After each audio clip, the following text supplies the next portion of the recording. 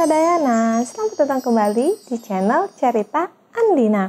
Sebelumnya aku mau ngucapin selamat menunaikan ibadah puasa ya buat yang sedang menjalankannya. Di video kali ini aku akan share tips menurunkan berat badan selama kita berpuasa di bulan Ramadan, dan juga aku akan buat Ramadan challenge nih selama di bulan Ramadan ini. Buat yang penasaran seperti apa tips dan challenge yang akan aku buat, tonton terus video ini sampai habis ya. Jangan lupa ya, klik tombol subscribe dan juga lonceng supaya kalian update terus video aku selanjutnya. Di video pertama aku, yang video proses menurunkan berat badan 20 kg setelah aku melahirkan, disitu aku ngejelasin kalau pas aku bulan Ramadan itu pas puasa sebelum aku diet, aku bisa turun 2 kg, dan disitu aku nggak ngurangin porsi makan, aku nggak diet sama sekali pas puasa itu di bulan Ramadan itu sebulan, tapi bisa turun 2 kg.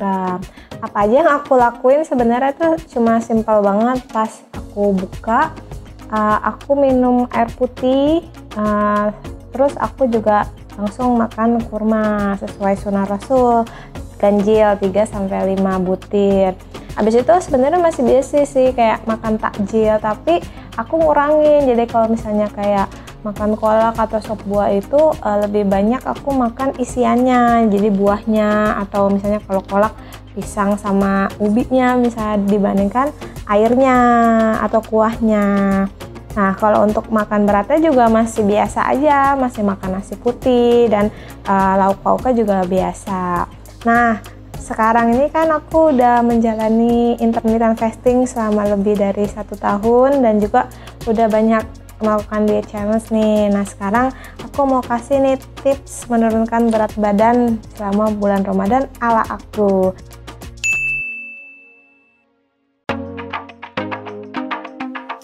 Jadi tips menurunkan berat badan selama bulan Ramadan ala aku itu ada 3 poin utama di dalam tips ini. Yang pertama itu minuman, yang kedua makanannya, dan yang ketiga adalah olahraga. Yuk langsung aja kita ke poin yang pertama, yaitu minuman. Kalau untuk minuman, poin paling penting yang pertama adalah usahakan minum air putih minimal 2 liter selama kita berpuasa. Air putih ini kalau misalnya kita minumnya sesuai kebutuhan kita, jadi minimal 2 liter itu bisa mengurangi nafsu makan juga, jadi makannya nggak berlebihan. Dan juga kan selama berpuasa kita dehidrasi kan, menahan minum sama makan tuh selama beberapa jam. Nah, ini juga untuk menghilangkan dehidrasi kita. Untuk minum air putih sebanyak 2 liter selama berpuasa itu enggak gampang ya sebenarnya, karena kan waktu kita terbatas untuk makan dan minum, terutama untuk minum ini. Jadi harus ada strateginya nih untuk kita bisa minum minimal 2 liter seharinya. Kalau aku biasanya pas saat sahur itu dioptimalkan minumnya. Jadi kalau aku biasanya minimal banget 500 ml, tapi biasanya 800 ml pas sahur.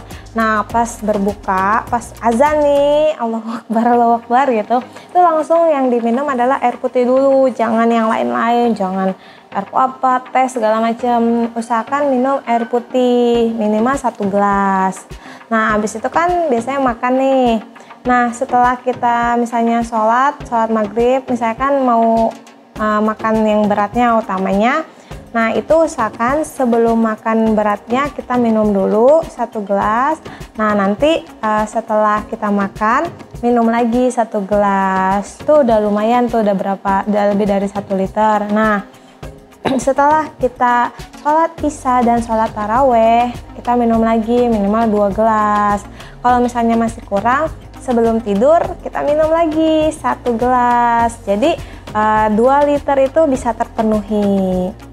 Selain air putih, usahakan sebelum kita makan makanan yang utama atau makan berat kayak nasi dan segala macamnya itu, usahakan minum dulu air rempah atau rimpang. Jadi kalau misalnya ada yang udah nonton challenge aku yang JSR ala Dr. Zaidul Akbar, di situ aku selalu buat jasa ultimate drink. Jadi itu kayak ramuan apa sih, rempah dan rimpang ya, ada kunyitnya, ada jahenya, ada air lemon atau nipis, madu. Jadi ada itu udah lengkap rempah sama rimpangnya. Nah kalau misalnya mau yang lebih simple, itu bisa cuma pakai air hangat, terus jeruk nipis atau jeruk lemon diperas sama pakai madu. Itu juga oke sih buat kita pencernaan kita sebelum kita makan berat.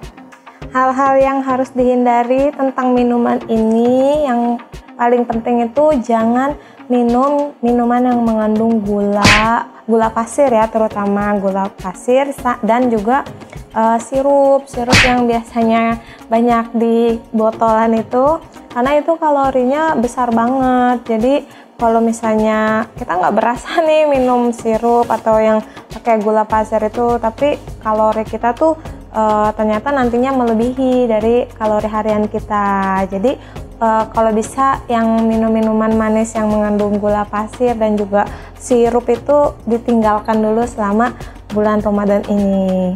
Poin yang kedua yaitu makanan. Nah kalau untuk makanan ini, kalau misalnya pas berbuka puasa itu usahakan setelah minum air putih makan langsung kurma. Makannya sesuai sunnah Rasul, yaitu 3-5 butir. Kalau aku nih selalu stok di rumah nih, jadi walaupun enggak bulan puasa juga aku biasanya selalu stok kurma di rumah.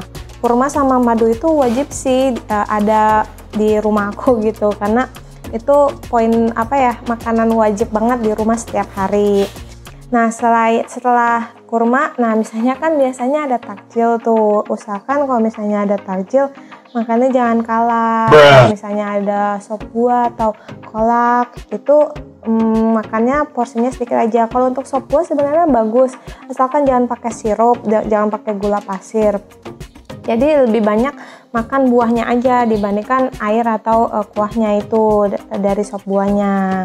Nah setelah itu kan makan berat nih. Nah makan beratnya usahakan nasi putihnya kita ganti dengan karbohidrat yang kompleks seperti nasi merah, nasi hitam, atau karbo kompleks yang lainnya. Kalau misalnya kalian lebih suka kentang, ubi, atau jagung, ya itu bebas. Kalau aku biasanya nasi putihnya aku ganti nasi hitam, karena menurut aku rasanya yang paling mendekati nasi putih dan kandungan serat dan gizinya itu lebih bagus, jauh lebih baik daripada nasi putih dan juga nasi merah.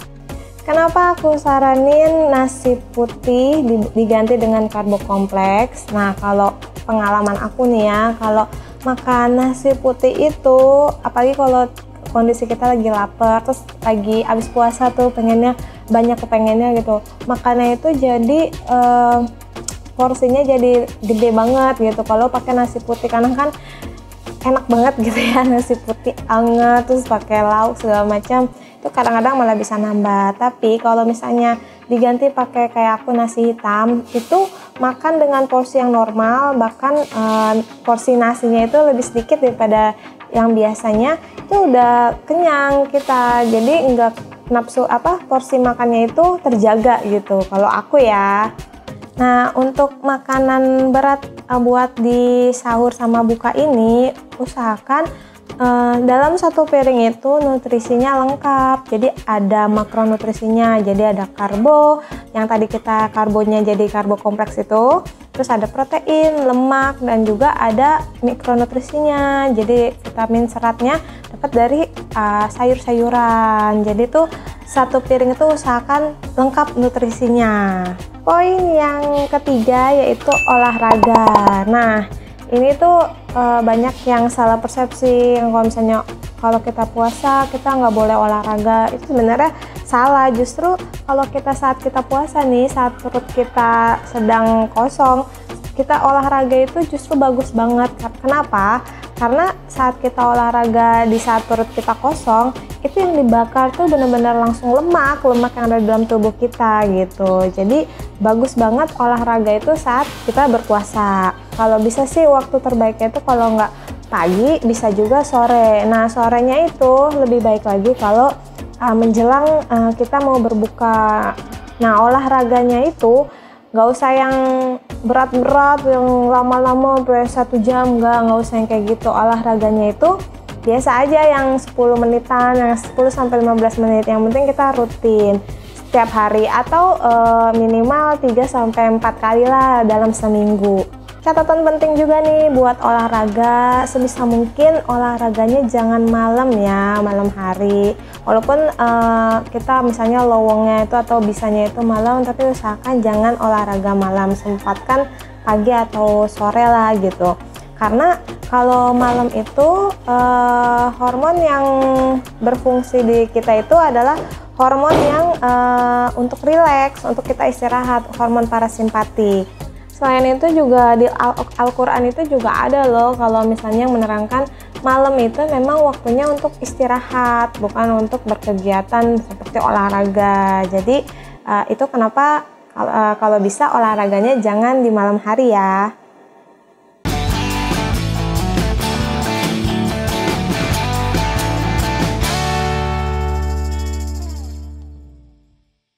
Itu dia tadi tips menurunkan berat badan di bulan Ramadan ala aku. Ada 3 poin utama ya, minuman, makanan, dan olahraganya. Nah, sekarang kita beralih ke Ramadan Challenge.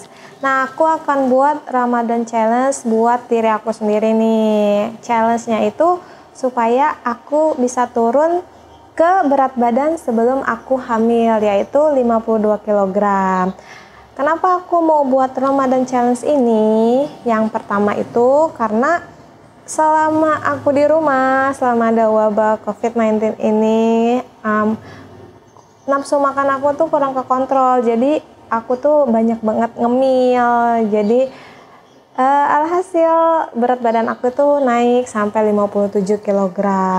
Nah, jadi di bulan puasa, di bulan Ramadan ini aku mau jadikan selain kita untuk meningkatkan ibadah juga ya kepada Allah Subhanahu wa Ta'ala. Nah, ini bisa dijadikan momen untuk mencapai berat badan ideal yang aku pengen, yaitu berat badan sebelum hamil 52 kg.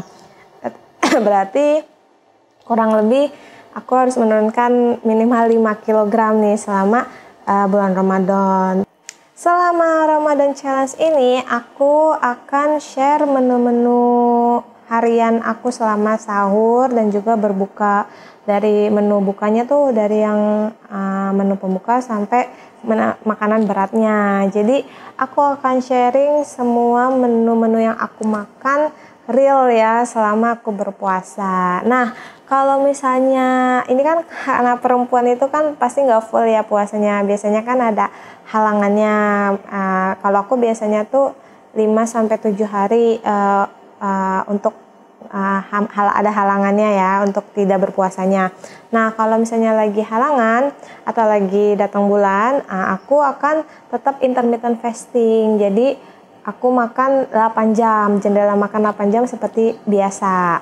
Jadi nanti untuk Ramadan Challenge ini akan ada 4 video yang berbeda. Jadi video Ramadan Challenge minggu pertama, minggu kedua, minggu ketiga, dan minggu keempat. Tiap minggunya akan ada sharing menu sahur dan buka, dan juga ada perubahan berat badan dan juga lingkar perut dari awal sampai minggu pertama, minggu kedua, minggu ketiga, dan minggu keempat. Apakah aku akan berhasil untuk mencapai berat badan yang aku pengen, yaitu 52 kg seperti berat badan aku sebelum hamil? Semoga bisa berhasil ya. Oke, itu dia video tips menurunkan berat badan selama bulan Ramadan ala aku, dan juga video tentang Ramadan Challenge yang akan aku lakukan. Semoga video ini bisa bermanfaat ya buat kalian. Jika kalian suka, jangan lupa like, komen, dan share video ini. Sampai jumpa di video cerita Andina selanjutnya. Wassalamualaikum sadayana.